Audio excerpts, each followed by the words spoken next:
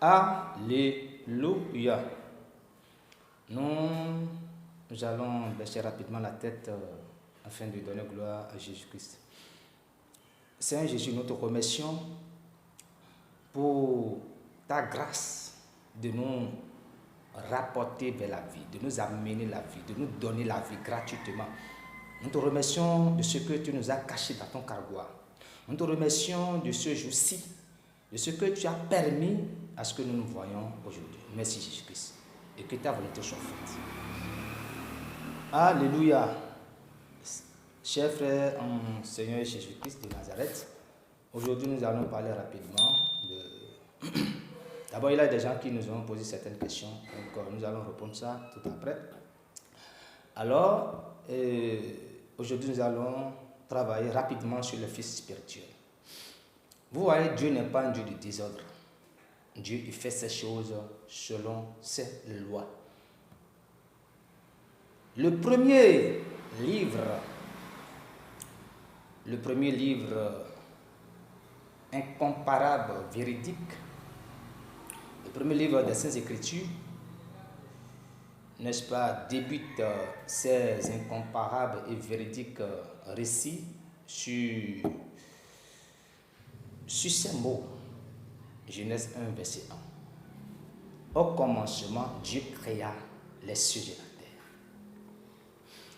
Dieu a commencé ces choses par la création de ses fils spirituels.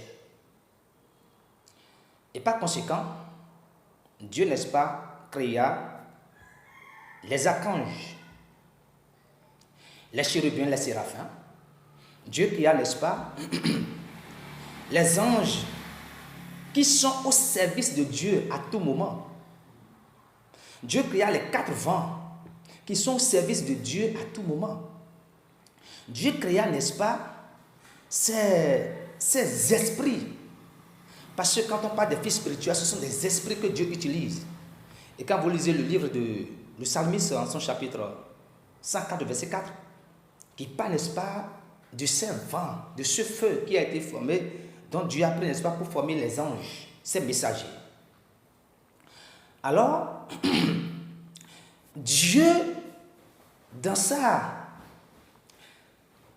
grandeur, dans sa puissance, il utilise les anges, sont des intermédiaires entre nous et Dieu. Ces fils spirituels sont des intermédiaires entre nous et Dieu. Raison pour laquelle Abraham, dans le livre de Genèse, qui a rencontré Abraham? Il y a des anges qui ont rencontré Abraham. Non seulement Dieu seul, mais les anges aussi ont rencontré Abraham. Si nous prenons le cas de notre maman Marie, alors c'est l'ange Gabriel qui l'a rencontré et qui l'a donné la prophétie de la naissance du Messie. Chers frères et sœurs en Jésus-Christ de Nazareth, du Genèse en Apocalypse, la Bible nous parle de 2 archanges. Parce qu'aujourd'hui, nous voyons que beaucoup de gens utilisent d'autres noms. Du Genèse en Apocalypse, on a 2 archanges. Il y a l'archange Michael et Gabriel. C'est 2 anges puissants que Dieu a utilisés. Bon, nous, on ne sait pas. Il y a d'autres qui parlent de Raphaël, qui se trouve dans le livre de Tobie. Bon, ça ne vérifie pas parce que la parole de Dieu nous parle de Genèse en Apocalypse. Les Saintes Écritures sont là. Donc, si nous voyons également dans le livre d'Apocalypse, nous voyons, chapitre 5, verset 11, nous voyons qu'ils sont des myriades que Dieu a créés. Des myriades de myriades. De milliers de milliers. Alors quand on dit 1000, 2000, ça fait 1000 à la puissance 1000. Comptez le nombre. Vous pouvez faire ça les mathématiciens. 1000 à la puissance 1000. Quand on dit myriade, ça fait 10 000. 10 000 à la puissance 10 000. Regardez le nombre. Alors déjà, dans ce corps mortel, on faisait déjà à peu près 8 milliards. Vous voyez, non? Donc, ils sont tellement nombreux, ils sont tellement incomptables que Dieu a créé. Des milliards de milliards que Dieu a créés. Donc, c'est une minorité d'anges qui ont été déchus. Le diable avec ses anges qui ont été déchus. Et alors, raison pour laquelle nous devons nous méfier beaucoup. Il y a d'autres qui appellent le nom des anges pour prier. Il y a d'autres qui invoquent. On ne doit pas invoquer le nom des anges, non. Regardez le livre de Jean chapitre 14, verset 14. Il dit, demandez à mon nom, qui parle, c'est Jésus qui parle. Demandez à mon nom. Donc nous devons demander au nom de Jésus. Et non au nom des anges. Il y a d'autres qui sont des... Moi j'appelle ça incantation. Il y a des gens qui parlent, je ne sais pas si c'est le refrain ou bien c'est un apprentissage. Ils appellent des démons. Oh, il y a quelque chose que vous ne savez pas. Il y a les démons qui ont pris le nom aussi de Dieu. Il y a les démons qui ont pris le nom. Mais ils ne peuvent jamais s'appeler, on ne peut jamais les appeler Jésus-Christ de Nazareth. Non. Alléluia. Donc on nous a demandé simplement, purement et simplement, de faire quoi? De prier dans le nom de Jésus et non dans le nom des fils spirituels. Jésus n'est pas un fils spirituel. Jésus, c'est un Dieu. Ça, là, ça passe. Alors, donc, beaucoup de gens font des incantations. Ils appellent le nom de certains anges. Il y a d'autres qui ont des rituels d'anges. Il y a d'autres qui ont des rituels, comment appelle-t-on, de certains anges. Or, vous savez, le diable, il copie, il fait la photocopie. Il a fait la photocopie des anges. Et il y a beaucoup de gens qui les appellent sans le savoir. D'autres ont des cahiers où ils écrivent le nom. D'autres ont des parchemins. D'autres ont beaucoup de choses. Or, la seule chose qu'on nous demande, c'est quoi? C'est de prier dans le nom puissant de Jésus-Christ. C'est de prier simplement dans le nom de celui-là qui nous a sauvés de la mort à la vie. Donc, les anges, n'est-ce pas? Quand tu pries Dieu seulement, ils envoient ses fils spirituels. Qu'est-ce que Daniel faisait? Dans le livre de Daniel, qu'est-ce qu'il faisait? Il priait. Dans le chapitre 11, il priait. Et c'est Dieu maintenant, il n'a pas invoqué le nom des anges. D'un ange alors. Maintenant, il priait et Dieu l'a envoyé Gabriel. Gabriel, il reste sur le trône de Dieu. Quand on dit rester sur le trône de Dieu, quand on dit être, n'est-ce pas, à l'autel, ce n'est pas qu'il est tout juste à côté de Dieu, c'est une dimension. Alors, qu'est-ce qui s'est passé? Quelle prière, c'est là que Dieu l'a envoyé l'ange maintenant, Gabriel, de lui donner la réponse. Vous voyez? Et il y a le diable qui est intervenu. Et Michael a fait quoi? Par le nom précieux, l'a renvoyé. Mais ça que Daniel n'appelle le deux. Daniel n'a pas appelé Gabriel, ni il a appelé Michael, non. Il parle dans le nom de Dieu d'Israël. Et le Dieu d'Israël l'a envoyé, n'est-ce pas, ses secoureurs, ces gens, ces fils spirituels pour le sauver. Je vais vous dire quelque chose aussi. Voyez-vous, les esprits mauvais, les esprits malins que vous voyez là, quand nous prions souvent, on dit le feu, que le feu descend pour détruire tel esprit, que le feu descend pour détruire l'esprit. Non, je vais vous dire quelque chose. Le feu ne descend pas pour détruire les esprits. Non, ils sont formés par le feu. Même les esprits malins aussi. Le feu ne descend pas pour les détruire. Qu'est-ce que Jésus faisait? Vous allez voir, il dit, sors. Il les chasse. Quand vous lisez les évangiles, vous allez voir que Jésus chasse les démons. Il chasse les démons. Il menace les démons. Il les chasse. Vous comprenez? Donc quand vous priez, vous dites que le feu descend et les brûle. Non, aucun feu ne brûle un esprit malin. Non. L'esprit malin, ça demeure déjà là. Ça demeure est déjà présent là. Quand vous prenez le livre d'Ésaïe chapitre 14, vous lisez peut-être à partir du verset 9 jusqu'au verset 14 également, on a dit, oh, verdoyant, ta demeure, tu es descendu, on t'a chuté, on t'a fait descendre vers les séjours des morts. C'est pour cela que Jésus-Christ a été au séjour des morts pour prendre la clé qui est là-bas. Parce que le diable a été, quand il a quitté là-bas, il est parti au séjour des morts. Pour corrompre encore ceux qui sont là-bas. Alors, qu'est-ce qui s'est passé? Donc, Jésus a été là pour sauver ceux qui sont encore là-bas, pour leur dire, ah, la rédemption est accomplie. Maintenant, quand il est quand le diable est là-bas, lui sait déjà il sait ce qu'il attend déjà. Les démons qui l'accompagnent, c'est ce qui les attend déjà. Donc ce n'est pas vos feux là qui va les détruire. Donc il faut chasser on chasse les démons. On les chasse, quand ils viennent, on les chasse. Alléluia. Chers frères et sœurs Jésus-Christ du Nazareth. Donc nous devons comprendre que ces fils spirituels ne sont pas à adorer. Quand vous lisez Apocalypse, à la fin des Écritures d'Apocalypse chapitre 22, qu'est-ce que l'ange dit? Quand Johann voulait l'adorer, il dit non. Il dit, je suis le compagnon de tes frères. Je suis ton compagnon comme j'ai été pour tes frères. Alors, il dit, adore Dieu. C'est ça. Nous ne devons pas adorer les fils spirituels, nous devons adorer Dieu, unique Dieu. Beaucoup en font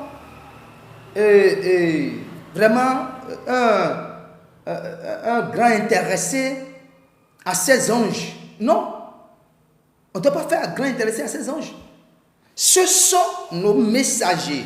Ce sont des fils spirituels qui sont à nos portées, que Dieu même envoie.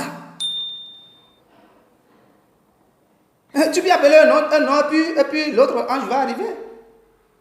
Dieu sait pourquoi il a fait ça. Donc, à côté de ça aussi, nous devons comprendre encore quelque chose. Qui est quoi? Nous devons comprendre que une fois était dans le jardin de l'Éden. Je parle, n'est-ce pas, de cet arbre verdoyant dont nous a parlé le livre de Jérémie chapitre 11, verset 16. Ce figuier, cet arbre verdoyant. Alors, lorsqu'il a été une fois chuté, et il a été dans le jardin de l'Éden pour tromper la vigilance de ceux qui sont là-bas, alors, il a été maître du pécheur. Il a été maître du péché, du moins. Il a été le père du mensonge, comme déclare le livre de Jean chapitre 8, de verset 44 jusqu'au truc là. Donc, alors, nous devons porter nos intentions vers ça. Nous devons porter nos intentions vers ça. Parce que le diable prend, n'est-ce pas, il fait l'image. Il fait une fausse image des choses pour séduire, pour rendre coupables les gens. Alors, les fils spirituels sont des messagers de Dieu. Sont les messagers que Dieu, n'est-ce pas, envoie vers nous. Que Dieu envoie, n'est-ce pas, pour faire quoi? Pour nous sauver dans les circonstances, pour nous sauver dans les trucs. Quand il y a des guerres quelque part, alors ils viennent pour nous sauver. Et aussi, ça dépend de ce que tu as. Supposons quand nous prions, Jéhovah, Jésus-Christ, Saint-Michel, descend pour faire tout, c'est vrai, mais ce n'est pas toutes les circonstances. Non, ce n'est pas toutes les circonstances. Ils vont à des grands combats. Quand il y a des grandes menaces quelque part, c'est là où l'archange va. Quand il y a des choses redoutables quelque part, c'est là où ils vont. C'est comme ça. Alléluia. Ceux dont je parle, il y a les sorciers qui connaissent. Parce que quand le cas c'est-à-dire il y a un cas qui change rapidement là, et c'est la main des trucs là qui sont dedans, alors il envoie un ange combattant qui va donner le calme rapidement. Donc ils sont des messagers. Quand nous prenons aussi le livre de Chroniques, quand quand David avait fait le dénombrement, Dieu l'avait interdit, il a fait le dénombrement, et Dieu l'a dit, bon, prends rapidement 3 fléaux. Et quand Dieu a cité le fléau, il dit au Seigneur Jésus-Christ, il dit, Seigneur, il me serait préférable d'être à ton merci que d'être au merci, n'est-ce pas, des ennemis. Et qu'est-ce que Dieu a fait? Dieu a envoyé un archange avec une épée flamboyante qui a détruit le peuple et qui est allé à Jérusalem, et par miséricorde, ils ont fait un truc. C'est un ange combattant qui est là. Quand nous prenons également Josué, quand Josué était prêt pour le combat, l'ange était arrivé et il disait, ben, dans le chapitre 4, il disait, es-tu pour nous bien, es-tu pour nos ennemis? Le verset 10, il dit, es-tu pour nous bien, es-tu pour les ennemis? Mais il n'a pas répondu. Mais il était pour les ennemis. C'est un ange combattant, c'est l'archange Michael. Donc nous devons comprendre que Dieu a des fils spirituels. Je m'en vais te dire aussi quelque chose. Ton esprit, quelqu'un qui reçoit Christ dans sa vie, son esprit est spirituel. Tu comprends? Son esprit est spirituel. Que l'Éternel Dieu soit avec nous tous. Et que sa main puissante nous vienne en aide pour la compréhension de ces saintes écritures. Et que chaque jour, chaque minute, comme nous le déclare le livre de Josué chapitre 1, le verset 8, que ce livre de loi ne s'éloigne pas de ma bouche, médite le jour et nuit afin que je puisse agir fidèlement selon tout ce qui est écrit et que après tout cela, que je sois prospéré, réussite et élévation. Alors, que l'Éternel Dieu nous donne la volonté, le vouloir de lire sa parole et que l'esprit d'onction qui nous guide vers la compréhension. Parce qu'il dit, mes pensées ne sont pas vos pensées. Afin que tes pensées soient les pensées du Christ, soient les pensées de Dieu vivant, c'est les Saintes Écritures. Parce qu'il y a des choses cachées qui sont là. Pour ça, le livre de Matthieu chapitre 13, le verset 35 nous dit, il dit, j'ouvre ma bouche pour les paraboles. Il dit, j'ouvre ma bouche pour les paraboles. Alors, il dit, je ne cacherai pas. Il dit, je ne cacherai pas. Qu'est-ce qu'on ne peut pas cacher? Mais c'est révélation. Il dit, je ne cacherai pas mes révélations. Dieu te donne la révélation. Que Dieu te donne la révélation. Et que l'esprit d'onction t'utilise pour la mission que Dieu t'a donnée. Quel que soit cet endroit où tu te trouves. Que sois impacté par la main puissante de Dieu. Au nom de Jésus-Christ. Shalom, shalom.